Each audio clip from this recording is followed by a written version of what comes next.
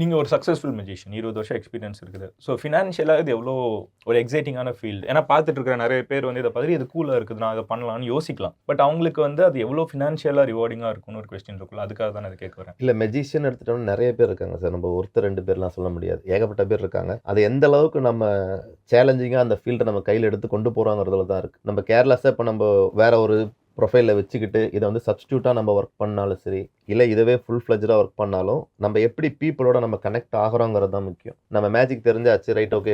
நான் இன்னொரு trick number 1, trick number 2, trick number 3, trick number 4 எனக்கு வந்து 25 மேஜிக்ஸ் தெரியும்.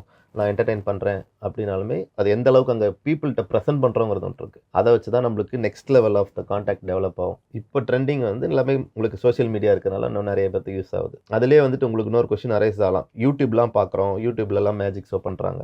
ம். அத பார்த்தும் சில பேர் கத்துக்கிறவங்களும் இருக்காங்க. ஸோ என்னதான் வந்துட்டு லைக் யூடியூப்ல பார்த்து கத்துக்கிட்டாலும் வச்சுக்கிட்டாலும், ஒரு மாஸ்டர்ட்ட இருந்து ப்ரொசீஜர் ஏபிசிடிலேருந்து ஸ்கூல் போற போறது மாதிரி தான். என்னதான் யூடியூப்ல எக்ஸ்பிளனர்ஸ் இருந்தாலும் கிளாஸ் போய் உட்கார்ந்து கவனிக்கிறது எக்ஸாக்ட்லி. ஒரு ஸ்டைல் இருக்கு. அப்படி பண்ணா தான் ஒரு ப்ரொஃபஷனலா நம்ம சக்சஸ் பண்ண முடியும்.